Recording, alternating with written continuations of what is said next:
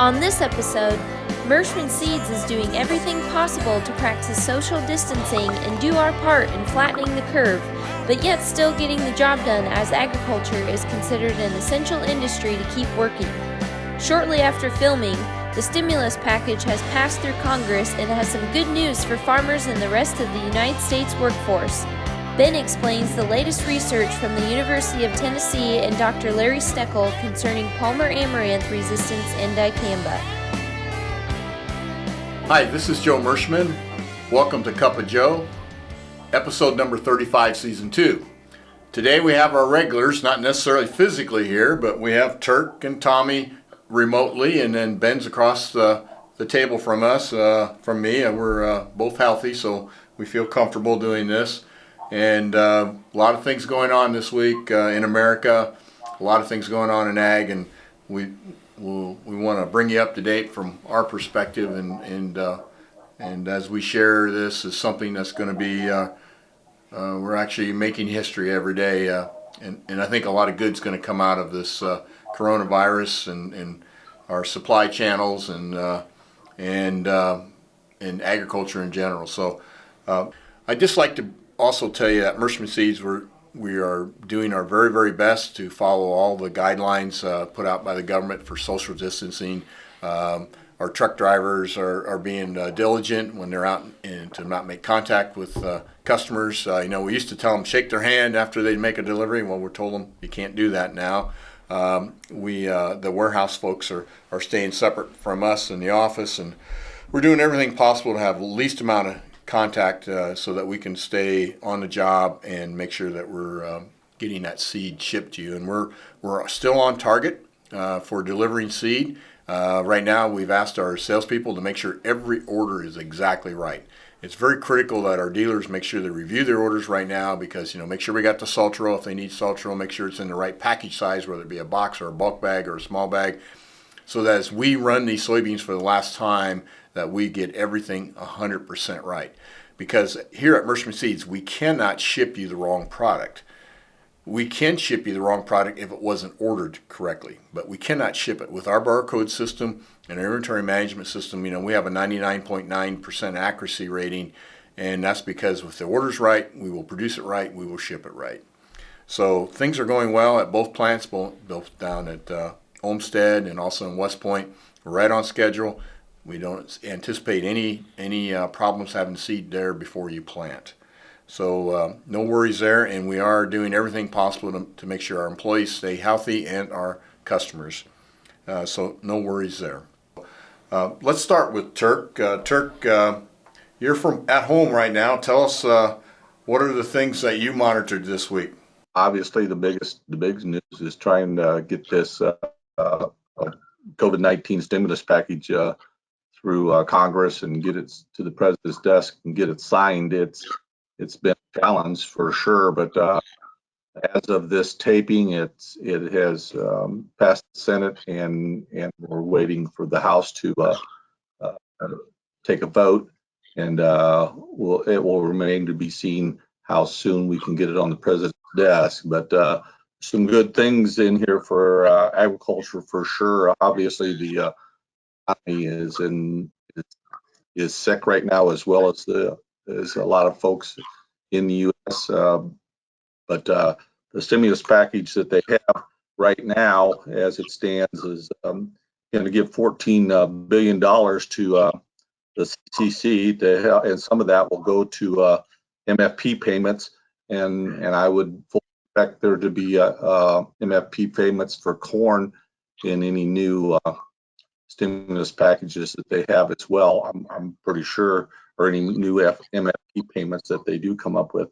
15.5 billion goes to SNAP, Supplemental Nutrition Assistance Program, and so that's something that they felt was very, very important to help schools out. The 9.5 billion to livestock and specialty crops, 8.5 billion to children nutrition programs, 100 million to a rural broadband to help rural communities have access to and farmers and people who live in the country have access to the internet.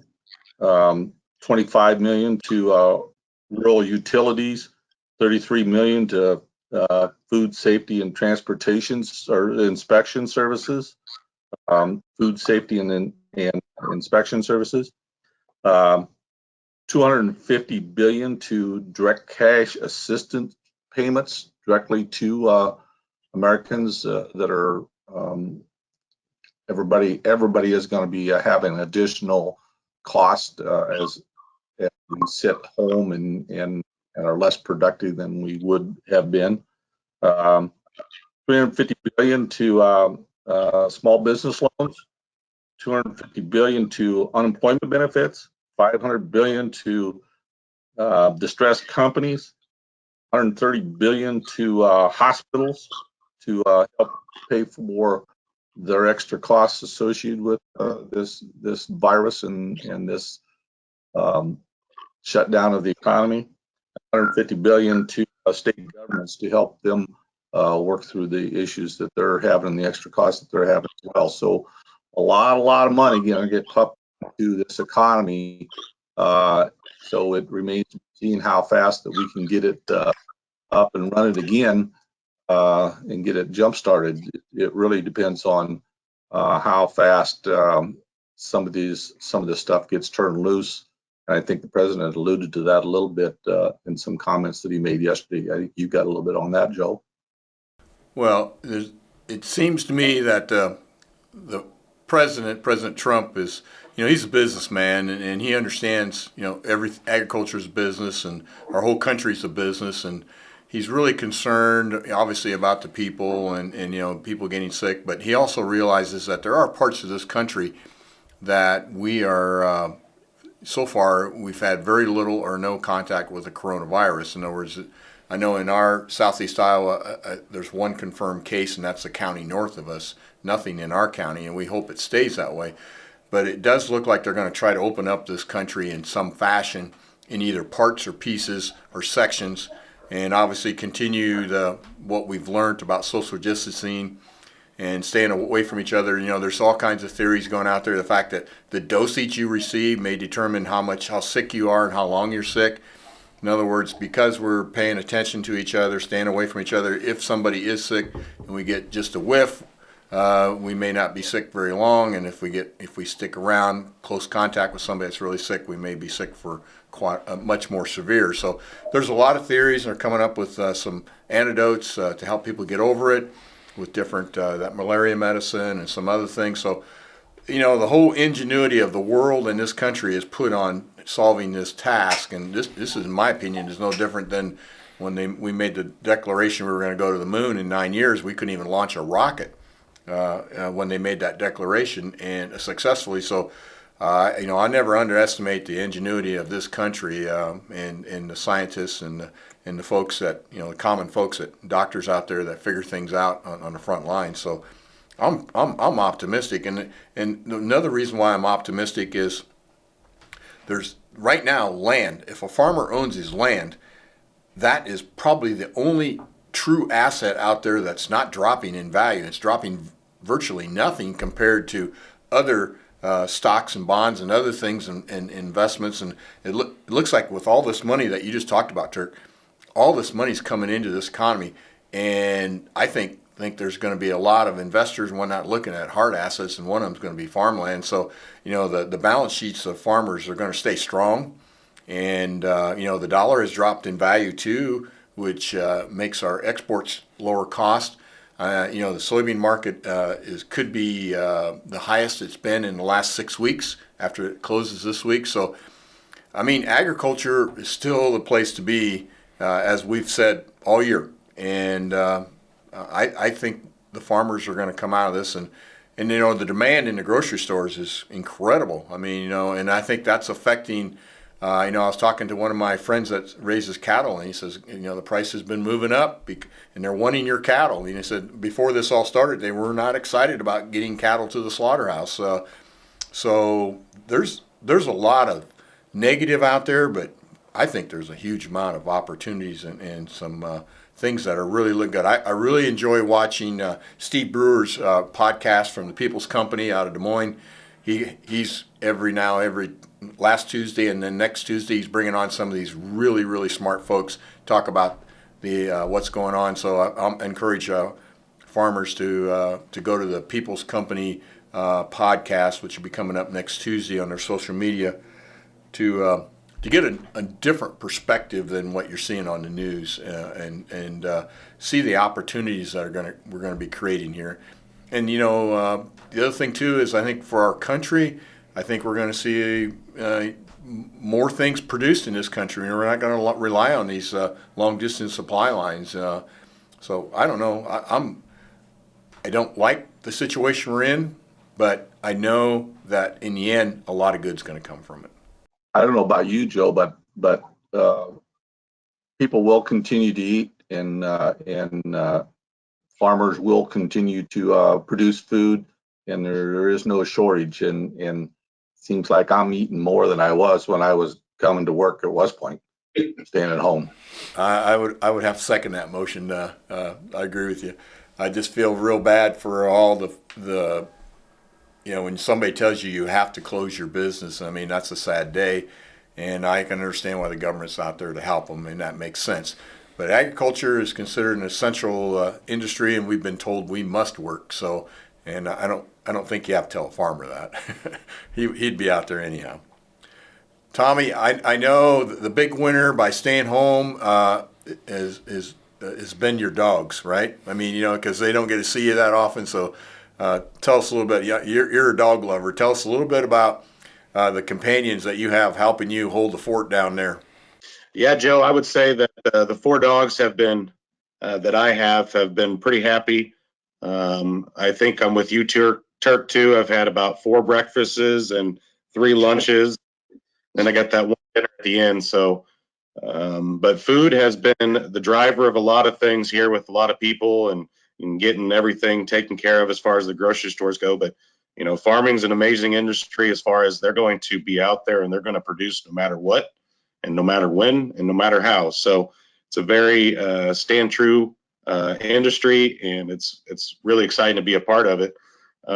Before I get to the dogs, Joe, I saw an email that you sent this morning, or it might have been the other day, about Bill coming in, and that was a lot of inspiration. I kind of got a little emotional reading that email. Well, yeah, he's 92, and he doesn't want to miss any of the action that's going on. Of course, he's actually, I would classify him as one of the high-risk areas at age 92, but you don't tell somebody that started this company you got to stay home, but I don't think anybody's coming within 10 feet of him, and he's getting good care, but he comes in for a couple hours, and of course the first thing he'll ask me, Tommy, is how's sales going, and second thing he'll ask me is how's shipments going. So he's still engaged and still wants to do what he can, and enjoys the people of this industry. Right. He knows what time of year it is for sure. So we were talking this week a little bit with the sales managers about some leadership, teamwork, communication, some problem solving, some work ethic, flexibility and adaptability, and interpersonal skills. Just trying to brush up on some things while we have the opportunity to be home and really get ready for the big push for planting season. And when this weather breaks, it's going to go pretty quick. I think 2019 taught us a lot with trying to understand when you can't go as far as field conditions.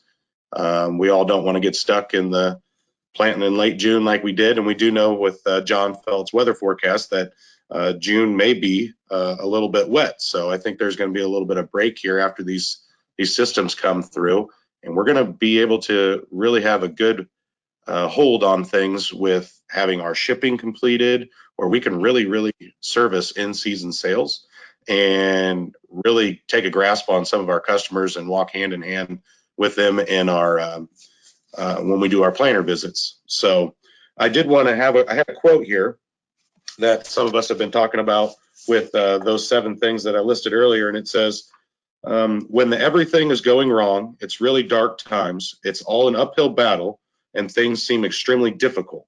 Remember, that's the job. That's why you are here.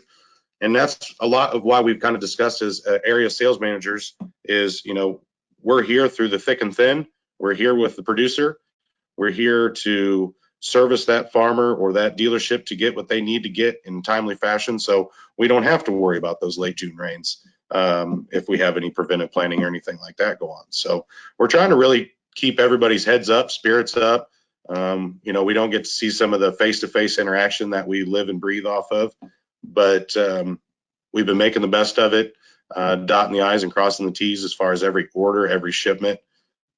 It's really put things in perspective for a lot of the area sales managers as far as it's new territory. I mean, I don't think any of us have really been around anything like this before where we're staying at home and having phone conversations all day long without seeing the people we like being around the most. So, but we're being positive, we're staying strong, and good company to be behind. And we got motivation every day coming from you guys in the office, and we really appreciate that. Well, that's right, Tom. We've always got to put things in perspective, and hopefully this will end soon. We need some of that ultraviolet rays to kind of burn up that virus out there, and that's coming. Sounds like we get through this weekend. The first couple of weeks of April look much drier and warmer. So heat unit-wise, we're actually ahead of where we were last year, and snowmelt way ahead of last year. So the flood risk is definitely still possible, but not near as high as last year. And it does look like this pattern is changing, and it's supposed to start changing next week. So I'm still forecasting that we're going to have an early spring, but I had somebody challenge me on that, and Ben challenged too. And I said, well, I was comparing it to last year, and they said I could be a politician, is what they said. What an insult! But anyhow, we got to stay positive, and that's Turk's taught us that over the years. Positive attitude, positive results, and that's where we're at.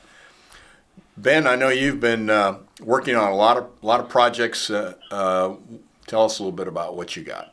So it's probably been 4 or 5 weeks ago when we were talking about Larry Steckel in University of Tennessee had some results come out with some Palmer amaranth being dicamba resistant.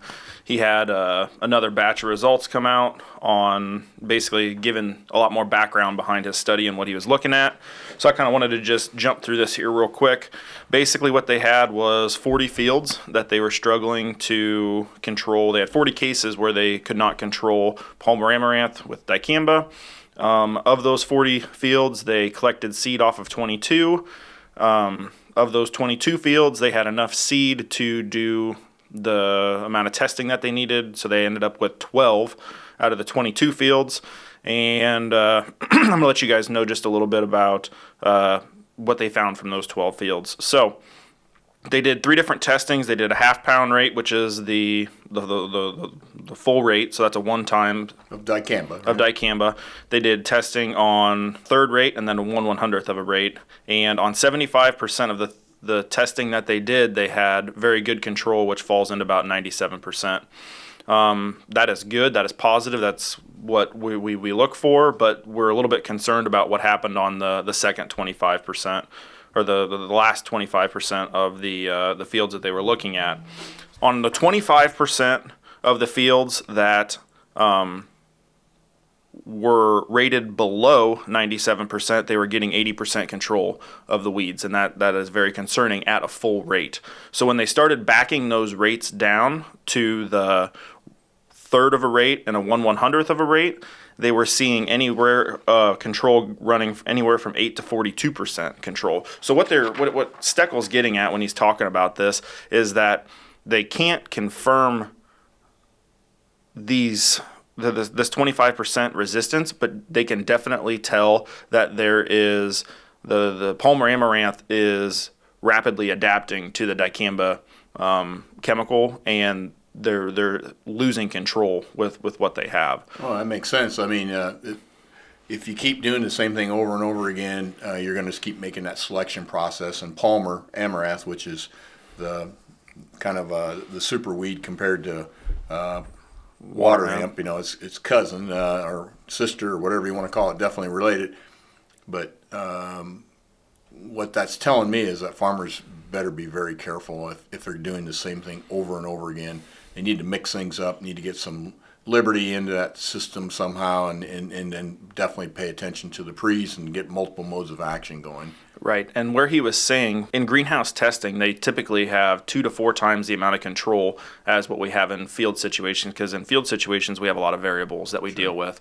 And, they used finer mist droplets when they're in the greenhouse system. They use, they're applying at 2 to 4 inch plants. They're not dealing with heavy populated Palmer amaranth, like matted fields, when you have such a high infestation of the problem.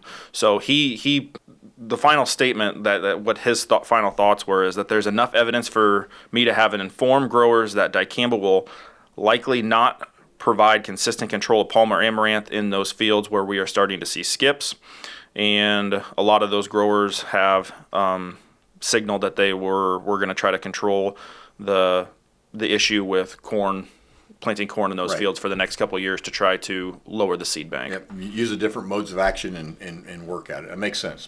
That's a key finding right now. In other words, we're starting to see the dicamba system starting to.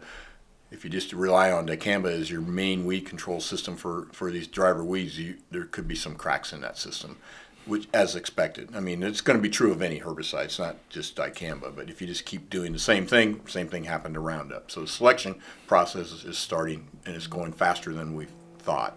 Right. That's great information to know, Ben. Thank you. Yep. I would like to conclude by saying a salute to the farmers with National Ag Week.